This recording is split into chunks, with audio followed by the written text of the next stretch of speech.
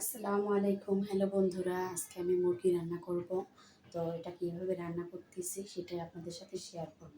তো আপনারা প্রথম থেকে শেষ পর্যন্ত দেখবেন। তো আমি চুলাটা জ্বালিয়ে দিচ্ছি। তো চুলাটা জ্বালিয়ে দিয়েছি, এখন তেল দিয়ে দেব।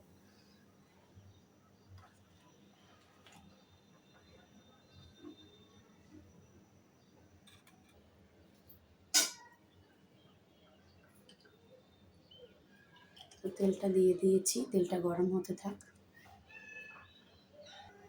তো তেলটা গরম হয়ে গেছে, এখন আমি সমস্ত মশলা দিয়ে দেব।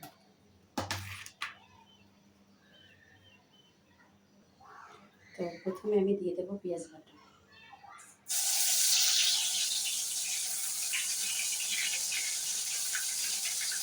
একটু বেশি করে দেবো, মুরগির মাংস একটু পেঁয়াজ বেশি না। এরপর দিয়ে দেবো রসুন বাটা।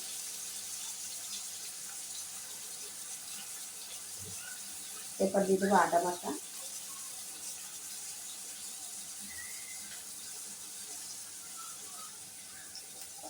দিয়ে দেবো জিরা বাটা।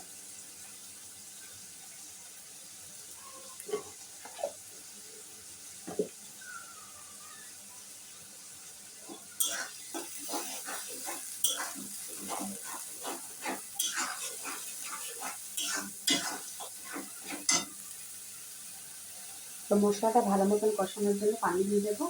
তা আমি ব্লেন্ডার করে রেখেছি, সেটা আমি দুটো পানি দিয়ে দিয়েছি।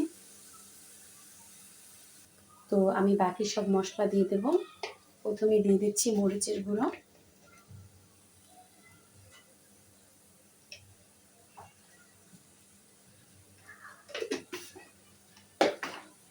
এখন দিয়ে দেবো হলুদের গুঁড়ো,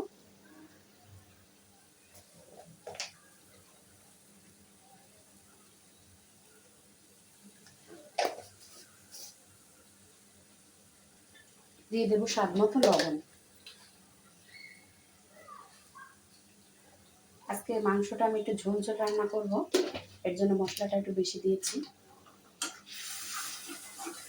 এখন সুন্দর করে কষে নেব। তো দিয়ে দেবো গরম মশলা, দারচিনি, এলাচ।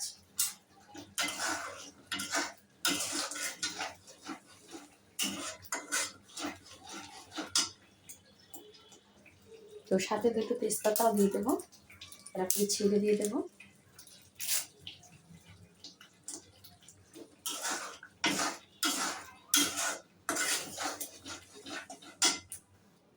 তো আমার মশলাটা কষানো হয়ে গেছে, এখন আমি মাংসটা দিয়ে দেবো।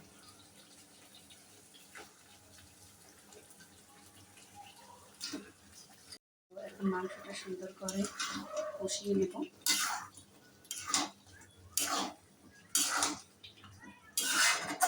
দেশি মুরগি, এর জন্য সেদ্ধ হতে একটু সময় লাগবে। তো মশলাটা এখন আমি ভালো মতন কষিয়ে হালকা একটু পানি দিয়ে দিয়েছি, যেহেতু এটা দেশি মুরগি, সেদ্ধ হতে একটু সময় লাগবে। তো এখন আমি ঢেকে দিচ্ছি।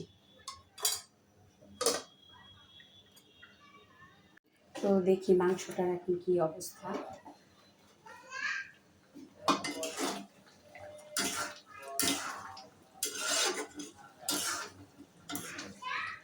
আরও কিছু টানাবো, এই পানিটা সম্পূর্ণ টানাবো, এরপর আলু দিই। আমাদের আলু ছাড়া চলে না, আমার হাজব্যান্ড আলু খেতে চায় না, কিন্তু আমরা আলু খাই।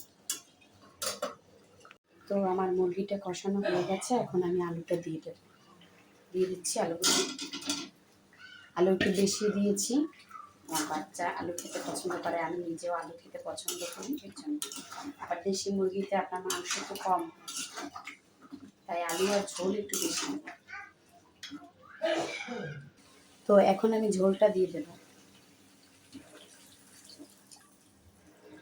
বেশি করেই দেবো। ঝোল ঝোলই রান্না করবো, যেহেতু দেশি মুরগি, তাই একটু ঝোল ঝোলই রান্না করবো।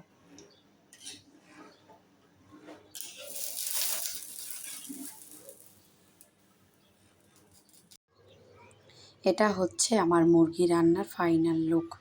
তো এটা দেশি মুরগি, এর জন্য একটু ঝোল বেশি দিয়েছি। দেশি মুরগিতে একটু ঝোল বেশি দিলে ভালো লাগে খেতে। তো আপনারা এভাবে রান্না করে বাসায় ট্রাই করে দেখবেন। তো সবাই ভালো থাকেন, আল্লাহ হাফেজ।